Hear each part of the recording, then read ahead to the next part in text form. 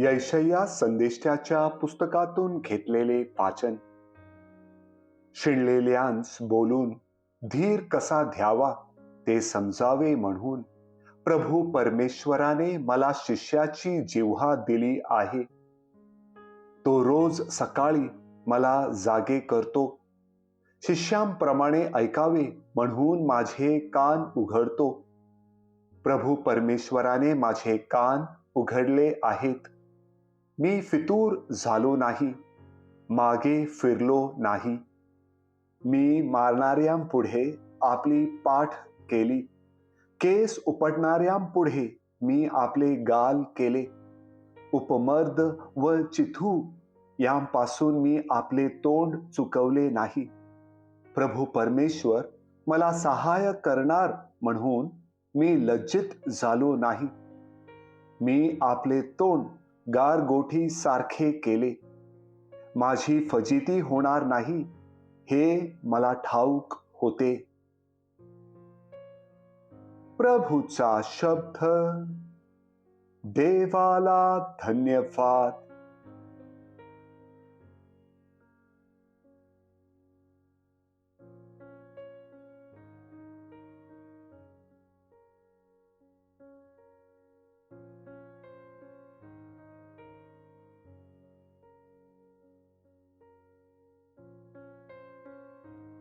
पौलचे फिलिपिकरांस पत्र यातून घेतलेले वाचन. ख्रिस्त येशू तो देवाच्या स्वरूपाचा असूनही देवाच्या बरोबरीचे असणे हा लाभ आहे असे त्याने मानले नाही, तर त्याने स्वतःला रिक्त केले, म्हणजे मनुष्याच्या प्रतिरूपाचे होऊन दासाचे स्वरूप धारण केले आणि मनुष्य प्रकृतीचे असे प्रकट होऊन त्याने मरण आणि तेही क्रूसावरचे मरण स्वीकारले. येथपर्यंत आज्ञापालन करून त्याने स्वतःला लीन केले. त्यामुळे देवाने त्याला अत्युच्च केले आणि सर्व नावांपेक्षा जे श्रेष्ठ नाव ते त्याला दिले. ह्यात हेतू हा की स्वर्गात, पृथ्वीवर व पृथ्वी खाली प्रत्येक गुडघा येशूच्या नावाने टेकला जावा आणि देवपित्याच्या गौरवासाठी प्रत्येक जिभेने येशू ख्रिस्त हा प्रभू आहे असे कबूल करावे. प्रभूचा शब्द. देवाला धन्यवाद.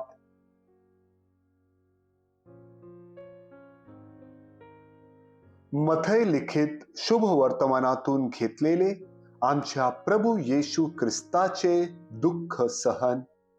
येशूला सुभेदाराच्या पुढे उभे केले असता सुभेदाराने त्याला विचारले, तू यहुद्यांचा राजा आहेस काय? येशूने त्याला म्हटले, आपण म्हणता तसेच. मुख्य याजक व वडील मंडळी हे त्याच्यावर दोषारोप करीत असता त्याने काहीच उत्तर दिले नाही. तेव्हा पिलात त्याला म्हणाला, हे तुझ्या विरुद्ध किती गोष्टींबद्दल साक्ष देतात, हे तुला ऐकू येत नाही काय? परंतु त्याने एकाही आरोपाला त्याला काही उत्तर दिले नाही. ह्याचे सुभेदाराला फार आश्चर्य वाटले. त्या सणात लोक सांगतील, तो बंदिवान सोडून देण्याची सुभेदाराची रीत होती आणि त्यावेळेस तेथे बरब्बा नावाचा एक प्रसिद्ध बंदिवान होता. मग ते जमल्यावर पिलातने त्यांस म्हटले, मी तुम्हांकरिता कोणाला सोडून द्यावे अशी तुमची इच्छा आहे? बरब्बाला की ख्रिस्त म्हटलेल्या येशूला? कारण त्यांनी येशूला हेव्याने धरून दिले हे त्याला ठाऊक होते.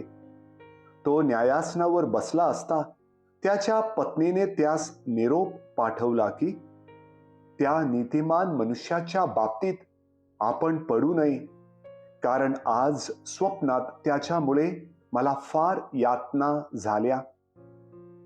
इकडे मुख्य याजक व वडील मंडळी यांनी बरब्बाला मागून घ्यावे आणि येशूचा नाश करावा म्हणून लोकसमुदायांचे मन वळवले.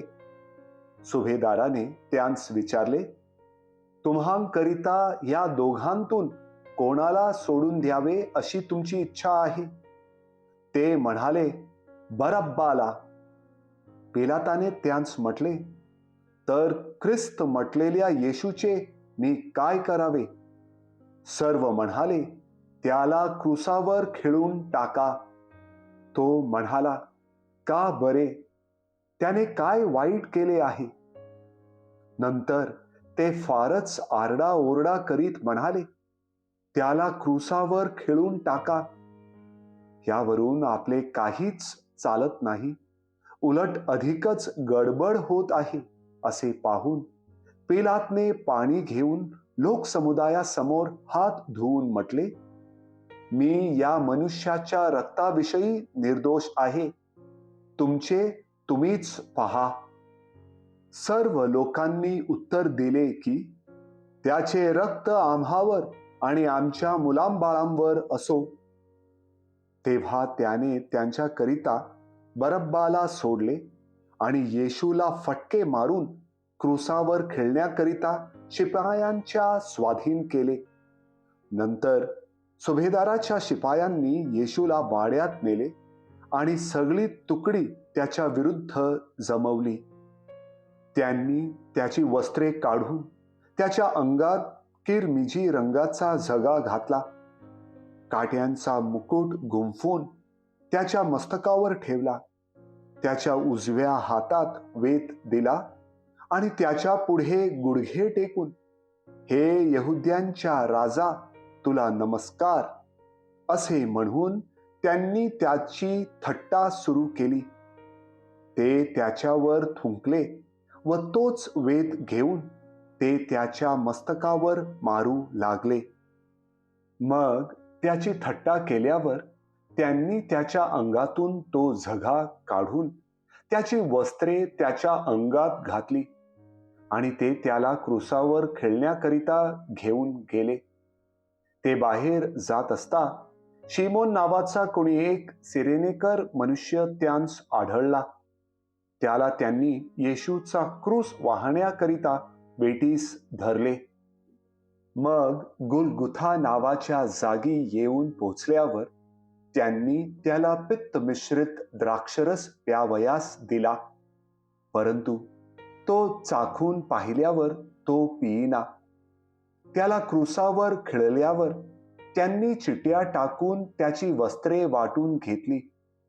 नंतर तेथे बसून ते त्याच्यावर पहारा करीत राहिले. त्यांनी त्याच्यावरील दोषारोपाचा लेख त्याच्या डोक्याच्या वर लावला, तो असा, हा यहुद्यांचा राजा येशू आहे.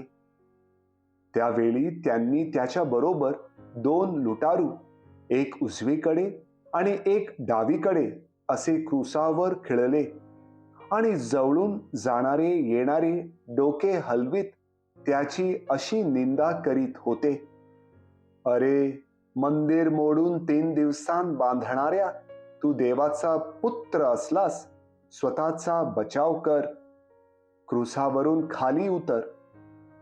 तसेच मुख्य याजकही, शास्त्री आणि वडील मंडळी यांच्या समवेत थट्टा करीत म्हणाले, ज्याने दुसऱ्यांना वाचवले त्याला स्वतःला वाचवता येत नाही.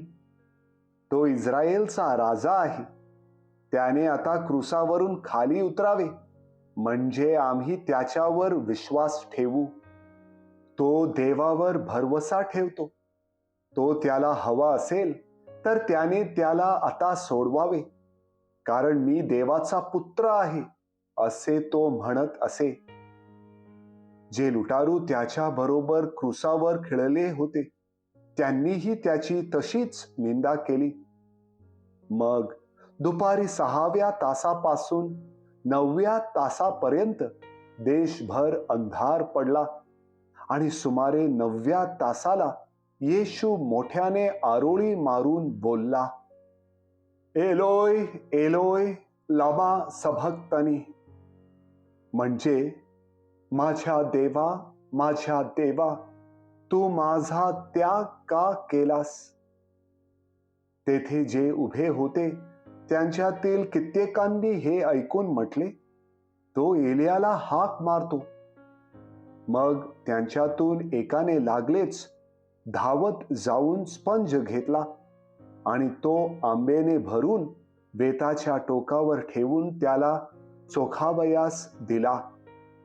इतर म्हणाले, असू दे, एलिया त्याचा बचाव करावयास येतो की काय हे आपण पाहू.